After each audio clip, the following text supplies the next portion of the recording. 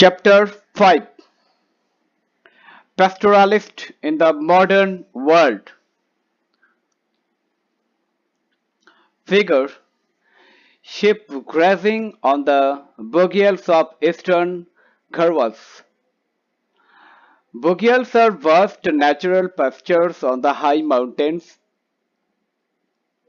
above 12,000 feet. They are under snow in the winter and come to life after April.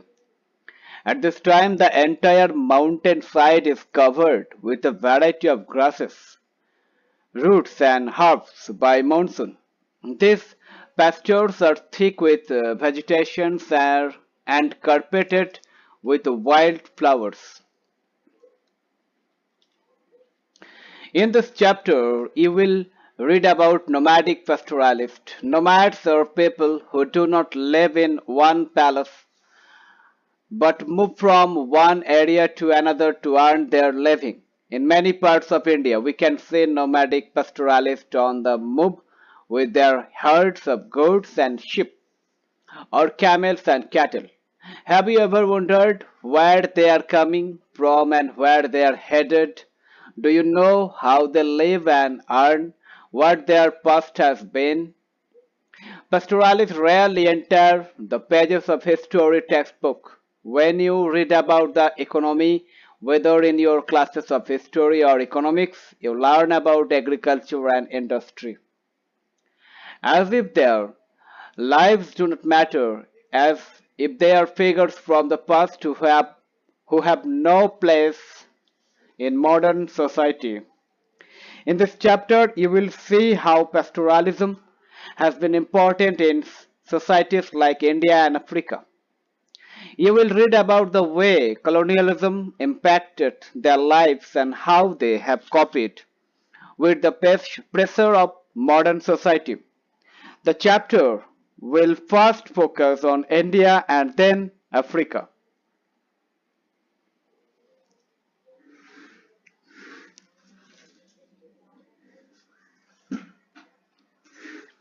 1. Pastoral nomads and their movements in the mountains. Source: writing in the 1850s, J.C. Barnes gave the following description of the Gujars of Kangra. In the hills, the Gujars are exclusively a pastoral tribe. They cultivate scarcely at all. The Gaddis keep flocks of sheep and goats, and the Gujars' wealth consists of buffaloes. These people live in the skirts of the forest and maintain their existence exclusively by the sale of the milk, ghee, and other produce of their herds. The men graze the cattle and frequently lie out for weeks in the woods tending their herds. The women repair to the markets every morning with baskets on their heads, with little earthen pots filled with milk, buttermilk, and ghee. Each of these post pots containing the proportion required for a day's meal. During the hot weather, the Gujars usually drive their herds to the upper range, where the buffaloes rejoice in the rich grass which the rains bring forth, and at the same time attain condition from the temperate climate and the immunity from venomous flies that torment their existence in the plains. From J.C. Barnes, Settlement Report of Kangra, 1850 to 55.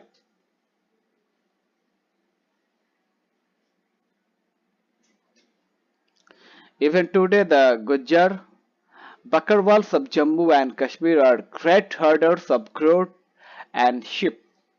Many of them migrated to this region in the 19th century in search of pastures for their animals.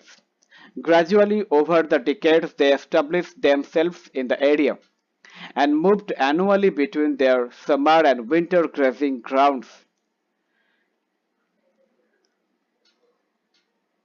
In winter, when the high mountains were covered with snow, They lived with their herds in the low hills of the Siwalik range. The dry scrub forest here provided pasture for their herds. By the end of April, they began their northern march for their summer grazing grounds. Several households came together for this journey, forming what is known as a kafila. They crossed the Pir Panjal passes and entered the valley of Kashmir. With the onset of summer, the snow melted and the mountain sides were lush green. The variety of grasses that sprouted provided rich, nutritious forage for the animal herd. By end September, the buckerwalls were on the move again, this time on their downwards journey back to their winter base when the high mountains were covered with snow.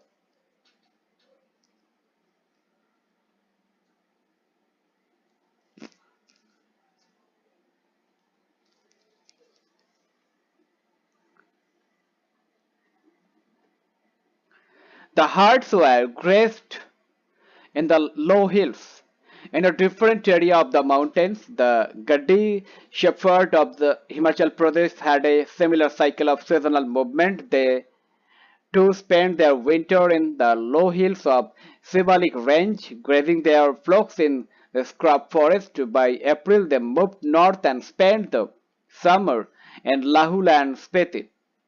When the snow melted and the high passes were clear, many of them moved onto higher mountain. Figure a Gujar mandap on the high mountains in central Garhwals. The Gujar cattle herder live in these mandaps made of ringal, a hill bamboo, and grass from the bugal. A mandap was also a workplace. Here the Gujar used to make ghee, which they took down for sale. In recent years, they have begun to transport the milk directly in buses and trucks. These mandaps are at about 10,000 to 11,000 feet. Buffaloes cannot climb any higher.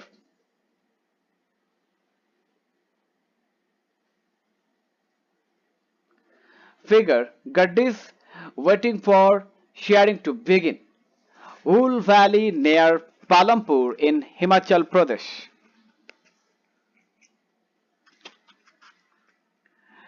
Meadows. By September, they began their return movement. On the way, they stopped once again in the villages of Lahul and Speti, reaping their summer harvest and showing their winter crop. Then they descended with their flock to their winter grazing ground on the Sivalik hills. Next April, once again, they began their march with their goats and sheep to the summer meadows. Newards, Bhabar, a dry forested area below the foothills of Garhwals and Kumaon. Bugal, vast meadows in the high mountains. Further to the east in Garhwals and Kumaon, the Gujar cattle herders came down to the dry forest of the Bhabar in the winter and went up to the high meadows. The Bugals in summer, many of them were originally from Jammu and came to the UP hills in the 19th century in search of good pastures. This pattern of cyclical movement between summer and winter pastures was typical of many pastoral communities of the Himalayas, including the Bhutias, Sherpas, and Kinnauris. All of them had to adjust to seasonal changes and make effective use of available pastures in different places. When the pasture was exhausted or unusable in one place, they moved their herds and flocked to new areas. This continuous movement also allowed the pastures to recover. It prevented their overuse. Figure Gaddi's sheep being sheared. By September, the Gaddi shepherds come down from the high meadows thus. On the way down, they halt for a while to have their sheep sheared. The sheep are bathed and cleaned before the wool is cut.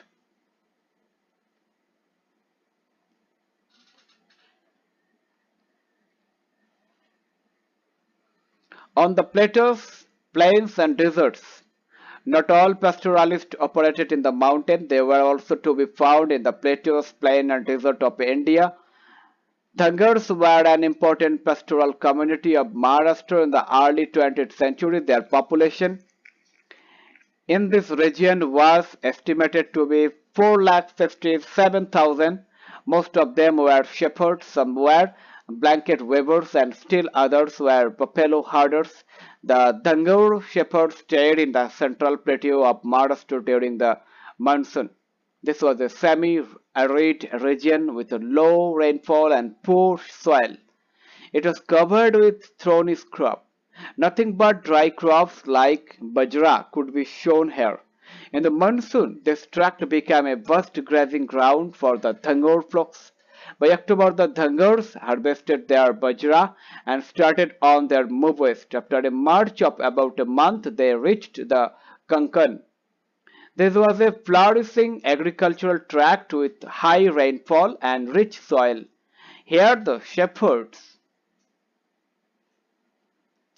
figure Raika camels grazing on the Thar Desert in western Rajasthan. Only camels can survive on the dry and thorny bushes that can be found here, but to get enough feed, they have to graze over a very extensive area.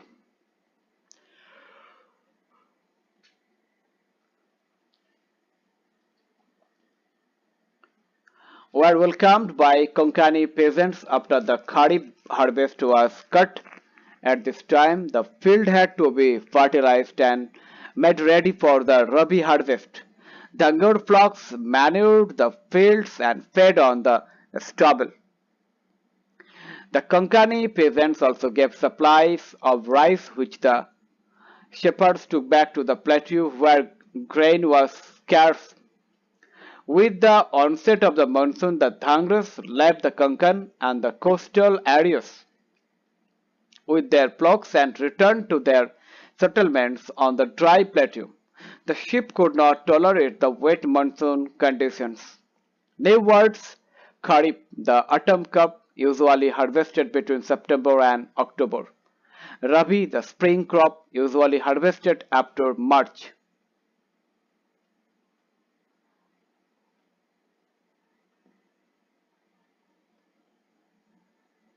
Stubble, lowers and uh, grain stalks left in the ground after harvesting.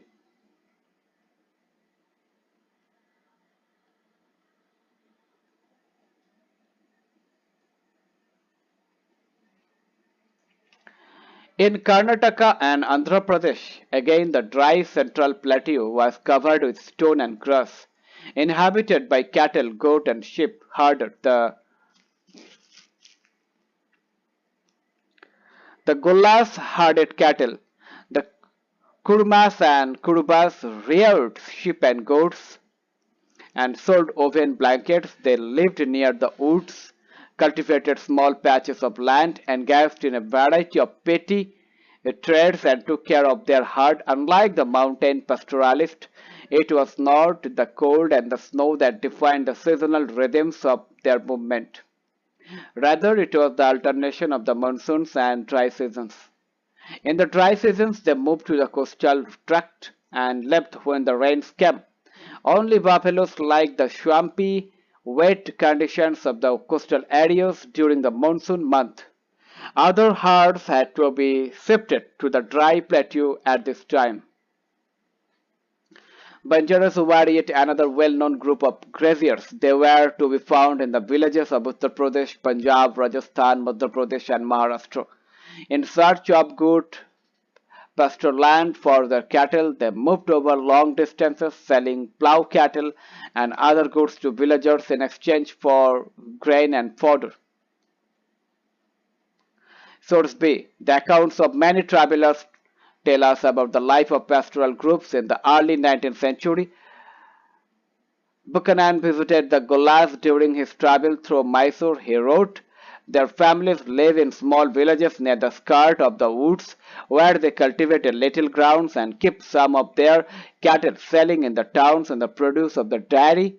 Their families are very numerous, 7 to 8 young men in each being common.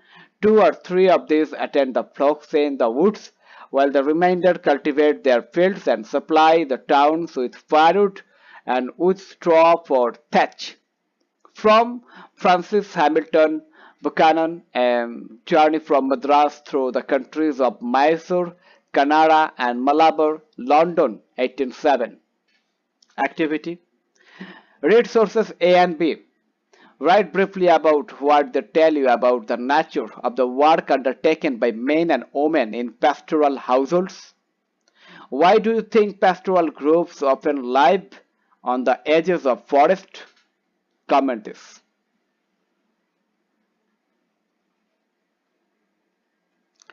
In the deserts of Rajasthan lived the Raikas. The rainfall in the region was meagre and uncertain. On cultivated land, harvested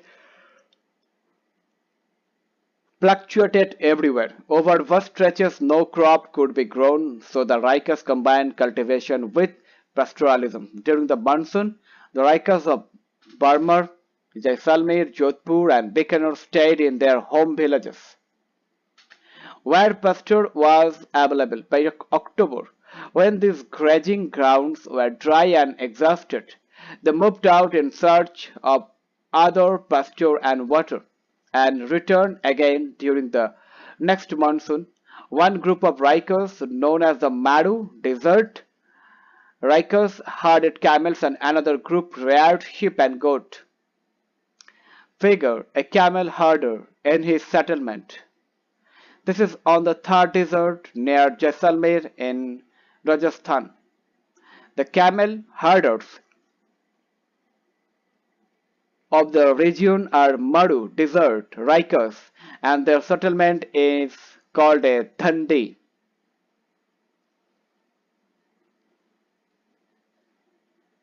Figure a camel fair at Balotra in western Rajasthan. Camel herders come to the fair to sell and buy camels. The Madu Rikers also display their expertise in training their camels. Horses from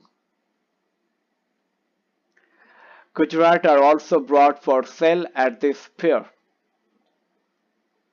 So we see that the life of these pastoral groups was sustained by a careful consideration of a host of factors. They had to judge how long the herds could stay in one area and know where they could find water and pastures. They needed to calculate the timing of their movement and ensure that they could move through different territories.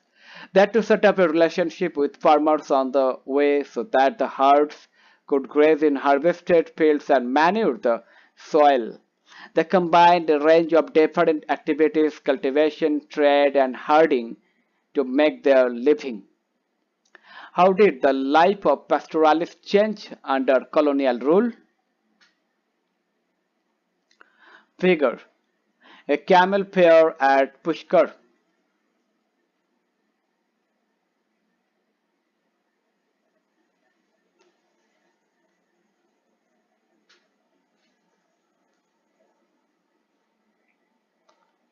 Figure a Maru Raika genealogist with a group of Raikas. A genealogist recounts the history of the community. Such oral traditions give pastoral groups their own sense of identity. These oral traditions can tell us about how a group looks at its own past. Figure Maldhari herders moving in search of pastures. Their villages are in the run of Kutch.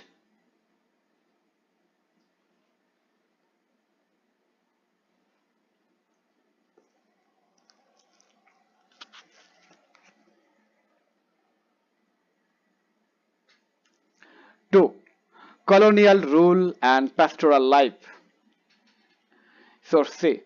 H. S. Gibson, the deputy conservator of Forest Darjeeling, wrote in 1913, "Forest which is used for grazing cannot be used for any other purpose and is unable to yield timber and fuel, which are the main legitimate forest produce."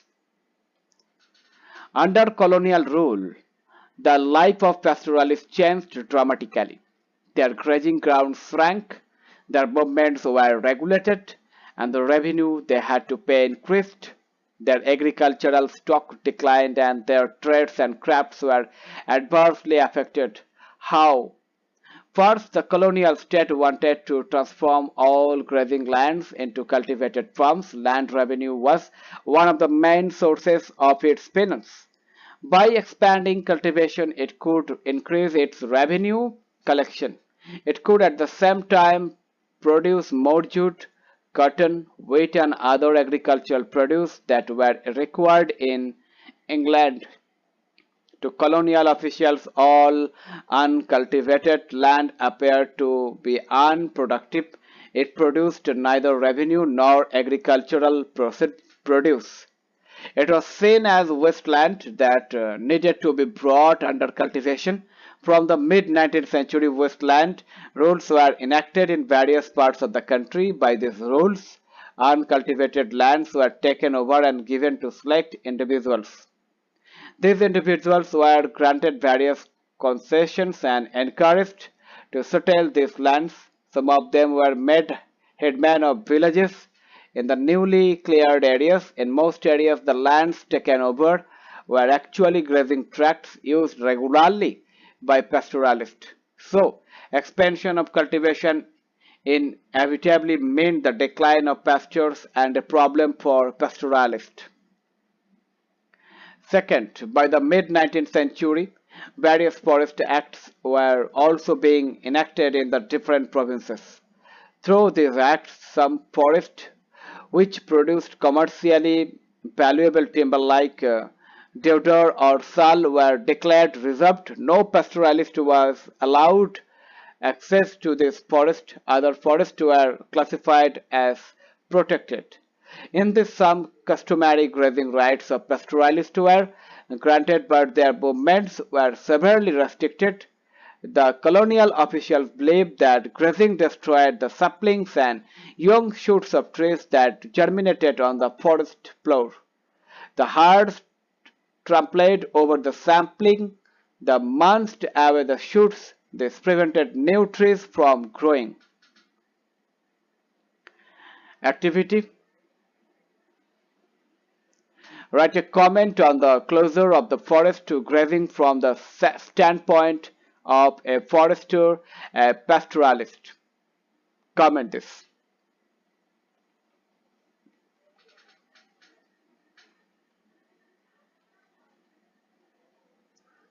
The Forest Act changed the lives of pastoralists. They were now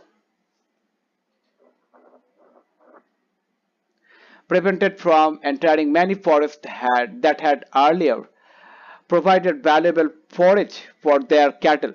Even in the areas they were allowed entry, their movements were regulated. They needed a permit for entry. The timing of their entry and departure was, new words, customary rights, rights that people are used to by custom and tradition. Specified, and the number of days they could spend in the forest was limited.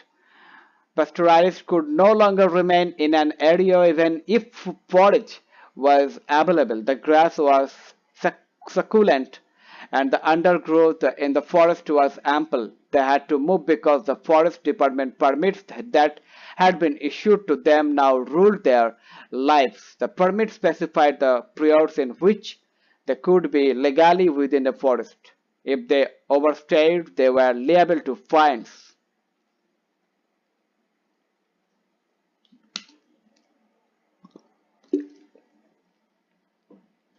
Source D. In the 1920s, a Royal Commission on Agriculture reported, the extent of the area available for grazing has gone down tremendously with the extension of area under cultivation. Because of increasing population, extension of irrigation facilities acquiring the pastures for government government purposes, example for example defense industries and agricultural experimental farms. Now breeders find it difficult to raise large herds, thus their earnings have gone down, the quality of the livestock has deteriorated, dietary standards have fallen, and indebtedness and has increased. The report of the Royal Commission of Agriculture in India, 1928. Third, British officials were suspicious of nomadic people. They distrusted mobile craftsmen and traders who hawked their goods in villages and pastoralists who changed their places of residence every season, moving in search of good pastures for their herds. The colonial government wanted to rule over a settled population. They wanted to rule people to live in villages in fixed places with fixed rights on particular fields. Such a population was easy to identify and control. Those who were settled were seen as peaceable and law-abiding. Those who were nomadic were considered to be criminal. In 1871, the colonial government in India passed the Criminal Tribes Act. By this act, many communities of craftsmen, traders, and pastoralists were classified as criminal tribes. They were stated to be criminal by nature and birth. Once this act came into force, these communities were expected to live only in notified village settlements. They were not allowed to move out without a permit. The village police kept a continuous watch on them.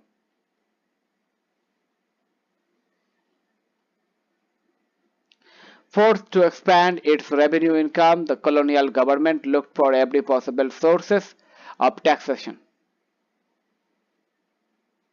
So tax was imposed on land, on canal water, on salt, on trade goods, and even on animals. Pastoralists had to pay tax on every animal they grazed on the pastures. In most pastoral tracts of India, grazing tax was introduced in the mid-19th century. The tax per head of cattle went up rapidly, and the system of collection was made increasingly efficient. In the decades between the 1850s and 1880s, the right to collect the tax was auctioned out to contractors. These contractors tried to extract as high a tax as they could to recover the money they had paid to the state and earn as much profit as they could within the year. By the 1880s, the government began collecting taxes directly from the pastoralists. Each of them was given a pass to enter a grazing tract. A cattle herder had to show the pass and pay the tax. The number of cattle heads he had and the amount of tax he paid was entered on the pass. Activity. Imagine you are living in the 1890s. You belong to a community of nomadic, pastoralists, and craftsmen. You learn that the government has declared your community as a criminal tribe. Describe briefly what you would have felt and done. Write a petition to the local collector explaining why the act is unjust and how it will affect your life. Comment this.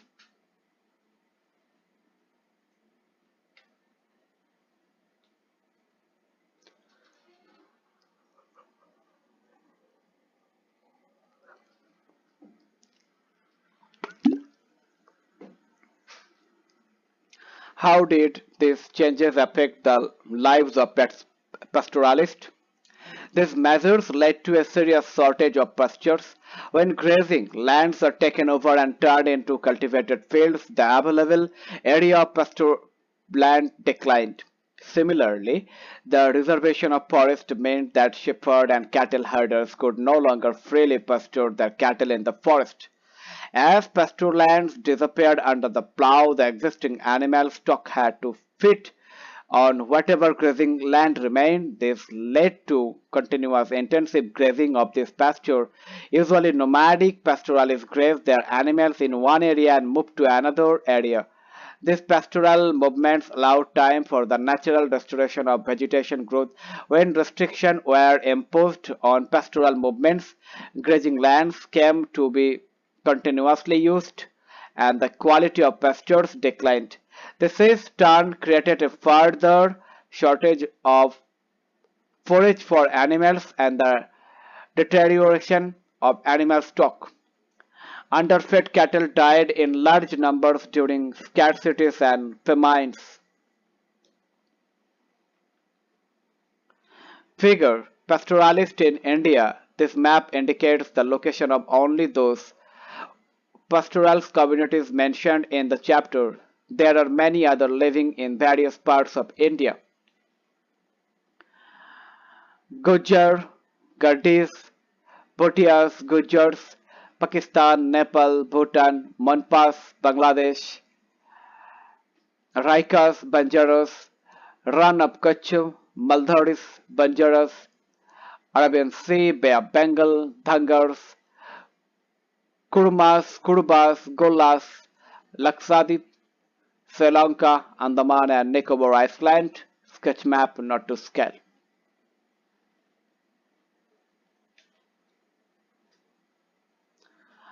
How did the pastoralists cope with these changes? Pastoralists reacted to these changes in a variety of ways. Some reduced the number of cattle in their herds since there was not enough pasture to feed large numbers. Others discovered new pastures when movement to old grazing grounds became difficult. After 1947, the camel and sheep herd in Rikers, for instance, could no longer move into Sindh and graze their camels on the banks of the Indus as they had done earlier. The new political boundaries between India and Pakistan stopped their movement, so they had to find new places to go. In recent years, they have been migrating to Haryana, where sheep can graze on agricultural fields after the harvest or cut. This is the time that the fields need manure that the animals provide. Over the years, some richer pastoralists began buying land and settling down, giving up their nomadic life. Some became settled peasants cultivating lands. Others took to more extensive trading.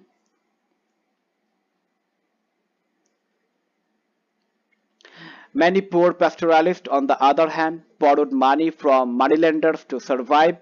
At times, they lost their cattle and sheep and became laborers,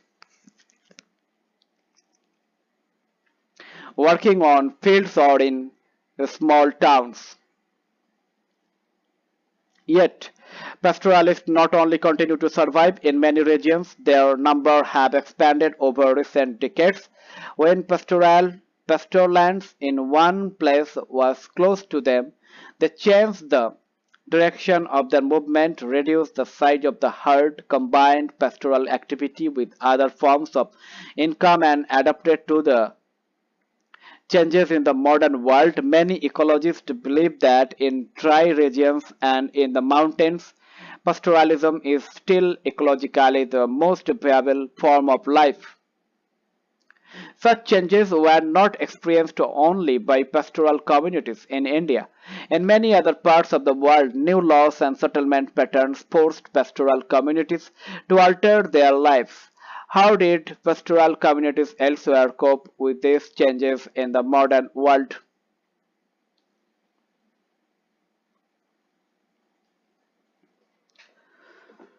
3. Pastoralism in Africa. Let us move to Africa, where over half the world's pastoral population lives. Even today, over 22 million Africans depend on some form of pastoral activity for their livelihood. They include communities like Bedouins, Berbers, Maasai, Somali, Boran, Turkana. Most of them now live in the semi-arid grasslands or arid deserts where rain-fed agriculture is difficult. They raise cattle, camels, goats, sheep, and donkeys, and they sell milk, meat, animal skin, and wool. Some also earn their trade and transport. Others combine pastoral activity with agriculture. Still others do a variety of odd jobs to supplement their meagre and uncertain earning from pastoralisms. Like pastoralists in India, the lives of African pastoralists have changed dramatically over the colonial and post-colonial periods. What have these changes been? Figure: a view of Maasai land and Kilimanjaro in the background.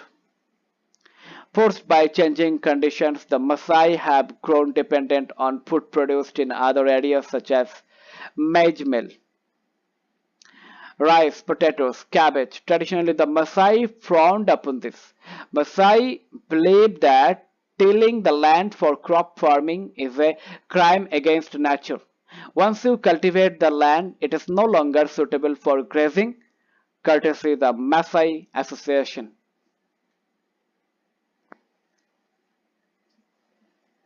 Figure: pastoral communities in Africa. The inset shows the location of the Maasais in Kenya and Tanzania. Berbers, Bedouin, Beza, Kababis, Danankil, Somali, Tuareg, Udabi Fulani, Moors, Hedero, Tusiana, Zulu, Nama, Somali, Boran, Turkana, Somali, Masai, Masai, Masai.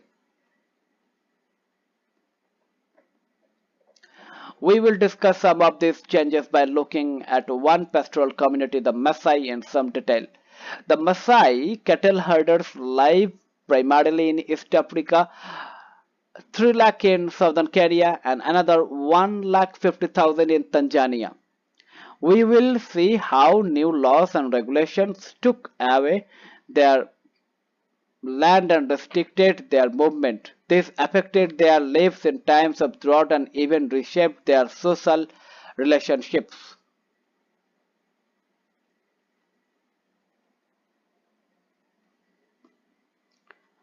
Where have the grazing lands gone? One of the problems the Maasai have faced in the continuous loss of their grazing lands before colonial times. Maasai land stretched over a vast area from North Kenya to the steppes of northern Tanzania. In the late 19th century, European imperial powers gambled for territorial possession in Africa, slicing up the region into different colonies. In 1885, Maasai land was cut into half with an international boundary between British Kenya and German Tanganyika. Subsequently, the best grazing lands were gradually taken over for white settlement, and the Maasai were pushed into a small area in on Tanganyika. Britain conquered what had been German East Africa during the First World War. In 1919, Tanganyika came under British control. It attained independence in 1961 and united with Zanzibar to form Tanzania in 1964. South Kenya and North Tanzania, the Maasai lost about 60% of their pre-colonial lands. They were confined to an arid zone with uncertain rainfall and poor pastures. From the late 19th century, the British colonial government in East Africa also encouraged local peasant communities to expand cultivation. As cultivation expanded, pastoral lands were turned into cultivated fields. In pre-colonial times, the Maasai pastoralists had dominated their agricultural neighbors both economically and politically. By the end of colonial rule, the situation had reversed. Large areas of grazing land were also turned into game reserves like the Masai Mara and Samburu National Park in Kenya and Serengeti Park in Tanzania. Pastoralists were not allowed to enter these reserves. They could neither hunt animals nor graze their herds in these areas. Very often these reserves were in areas that had traditionally been regular grazing grounds for Maasai herds. The Serengeti National Park, for instance, was created over 14,760 kilometers of Maasai grazing land. Figure without grass, livestock, cattle, goats, and sheep are malnourished, which means less food available for families and their children. The areas hardest hit by drought and food shortage are in the vicinity of Amboseli National Park, which last year generated approximately 240 million Canadian shillings, estimated 3.5 million US dollar from tourism. In addition, the Kilimanjaro water project cuts through the communities of this area, but the villagers are barred from using the water for irrigation or for livestock, courtesy the Maasai Association.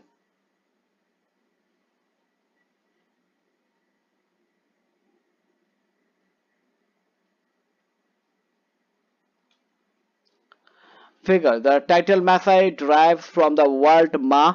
Maasai means my people. The Maasai are traditionally nomadic and pastoral people who depend on milk and meat for subsistence. High temperature combined with low rainfall to create conditions which are dry, dusty, and extremely hot. Drought conditions are common in this semi-arid land of equatorial heat. During such times, pastoral animals die in large number, courtesy the Maasai Association.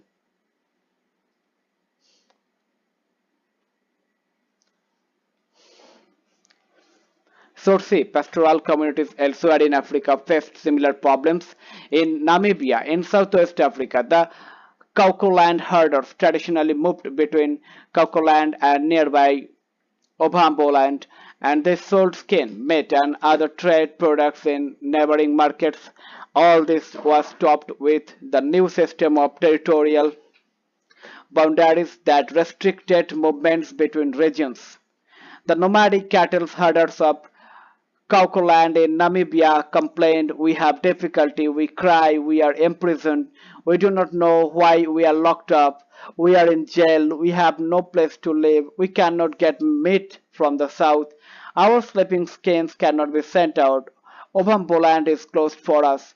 We lived in Ovamboland for a long time. We want to take our cattle there. Also our sheep and goat. The borders are closed. The borders press us heavily. We cannot live." A statement of Kaukoland herders, Namibia, 1949. Quoted in Michael Bolliger, The Colonial Encapsulation of the Northwestern Namibian Pastoral Economy, Africa 68, 4, 1998.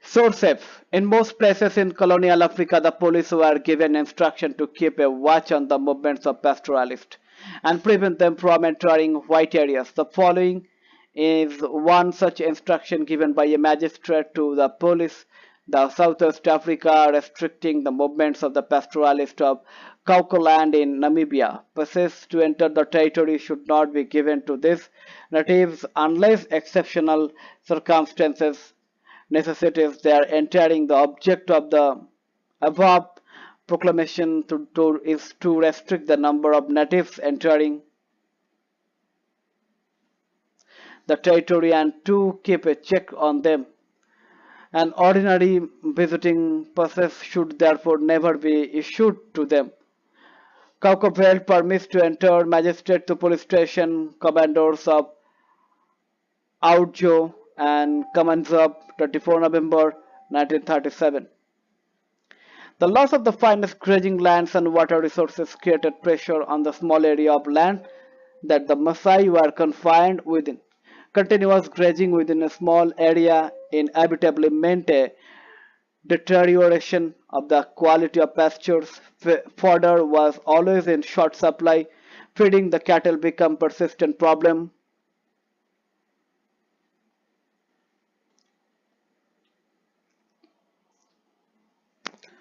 The borders are closed.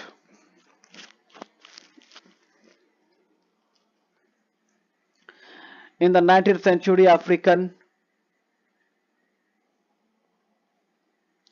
pastoralists could move over vast areas in search of pastures. When the pastures were exhausted in one place, they moved to a different area to graze their cattle. From the late 19th century, the colonial government began imposing various restrictions on their mobility. Like the Maasai, other pastoral groups were also forced to live within the confines of special reserves. The boundaries of these reserves became the limits within which they could now move. They were not allowed to move out with their stock without special permits, and it was difficult to get permits without trouble and harassment. Those found guilty of disobeying the rules were severely punished. Pastoralists were also not allowed to enter the markets in white areas. In many regions, they were prohibited from participating in any form of trade. White settlers and European colonists saw pastoralists as dangerous and savage. People with whom all contact had to be minimized. Cutting off all links was, however, never really possible because white colonists had to depend on black labor to bore mines and build roads and towns. The new territorial boundaries and restrictions imposed on them certainly changed the lives of pastoralists. This adversely affected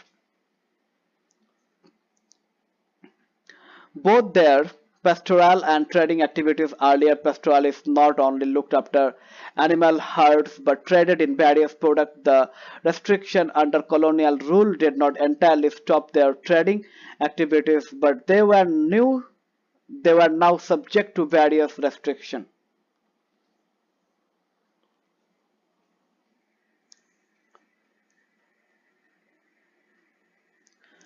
When pastures dry, drought affects the life of pastoralists everywhere. When rains fail and pastures are dry, cattle are likely to starve unless they can be moved to areas where forage is available. That is why traditionally pastoralists are nomadic. They move from place to place. This nomadism allows them to survive bad times and avoid crisis. But from the colonial period, the Maasai were bound down to a fixed area, confined within a reserve, and prohibited from moving in search of pastures. They were cut off from the best grazing lands and forced to live within the semi-arid tracts prone to frequent droughts.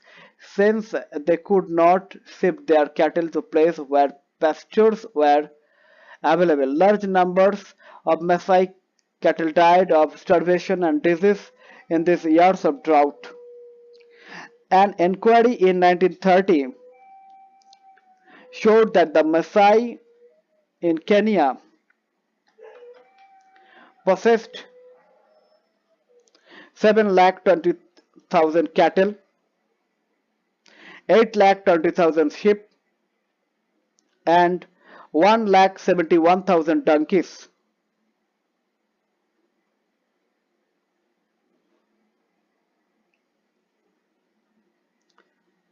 In just 2 years of severe drought, 1933 and 1934, over half the cattle in the Maasai Reserve died. As the area of grazing land shrank, the adverse effect of droughts increased in intensity. The frequent bad air led to a steady decline of the animal stock of the pastoralist.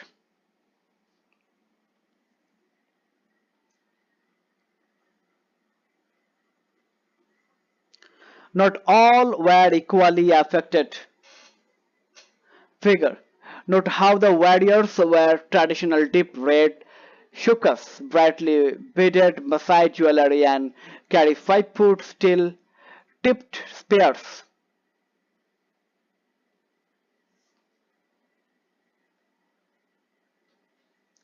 Their long plaits of intricately plaited hair are tinted red with ochre. As per tradition, the fest is to honor the rising sun. Warriors are in charge of society's security, while boys are responsible for herding livestock. During the drought season, both warriors and boys assume responsibility for herding livestock, courtesy the Maasai Association.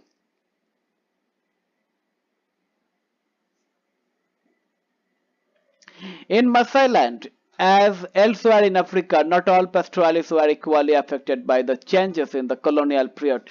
In pre-colonial times, Maasai society was divided into two social categories: elders and warriors. The elders formed the ruling group and met in periodic council to decide on the affairs of the community and settle disputes. The warriors consisted of younger people, mainly responsible for the protection of the tribe, that defended the community and organized cattle raids. Raiding was important in a society where cattle was wealth. It is through raids that the power of different pastoral groups was asserted. Young men came to be recognized as members of the warrior class when they proved their manliness by raiding the cattle of other pastoral groups and participating in wars. They, however, were subject to the authority of the elders.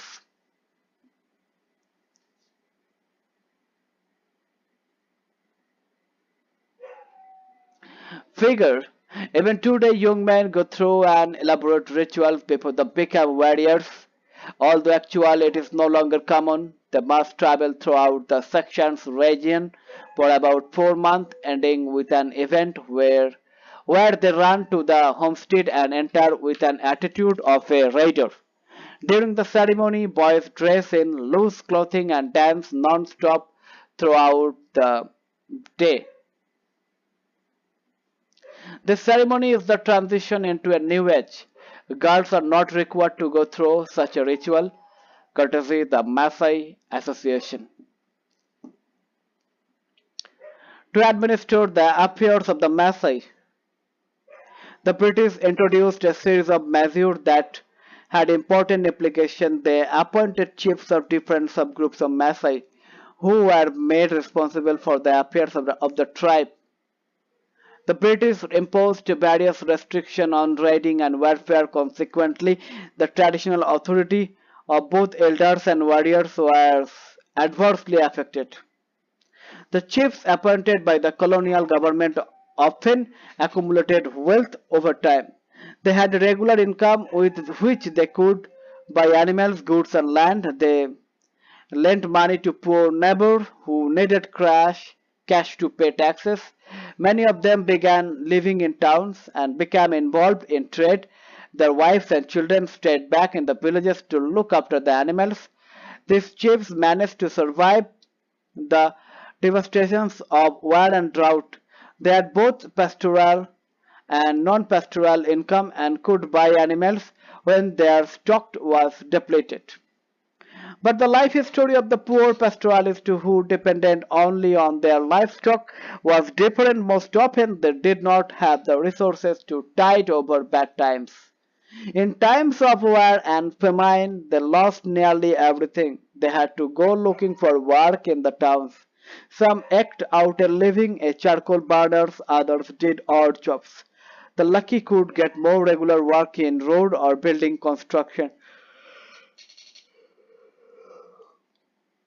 The social changes in Maasai society occurred at two levels. First, the traditional differences based on age between the elders and warriors was distributed, though it did not break down entirely. Second, a new distinction between the wealthy and poor pastoralists developed.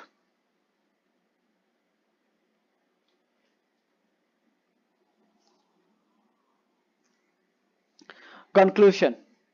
So we see that pastoral communities in different parts of the world are affected in a variety of different ways by changes.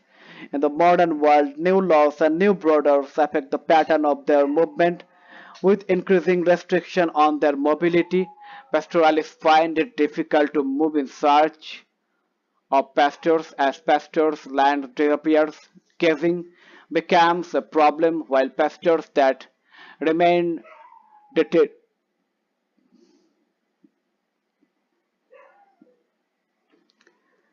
deteriorate through continuous overgrazing. Times of drought becomes times of crisis when cattle die in large numbers. Yet, pastoralists do adapt to new times. They change the paths of their annual movement, reduce their cattle numbers, press for rights to enter new areas, exert political pressures on the government for relief, subsidy, and other forms of support, and demand a right in the management of forest and water resources. Pastoralists are not relics of the past. They are not people who have no place in the modern world. Environmentalists and economists have increasingly come to recognize the pastoral nomadism is a form of life that is perfectly suited to many hilly and dry regions of the world.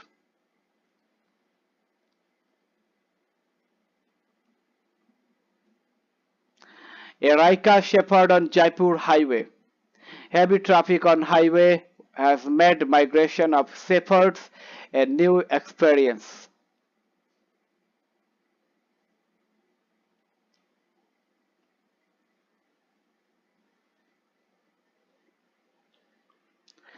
Activities. One, imagine that it is 1950 and you are a 60-year-old Raika herder living in post-independence India. You are telling your granddaughter about the changes which have taken place in your lifestyle after independence. What would you say? Two, imagine that you have been asked by a famous magazine to write an article about the life and customs of the Maasai in pre-colonial Africa. Write the article giving it an interesting title. Find out more about the some of the pastoral communities marked in figures 11 and 13. Questions? Do this and comment this.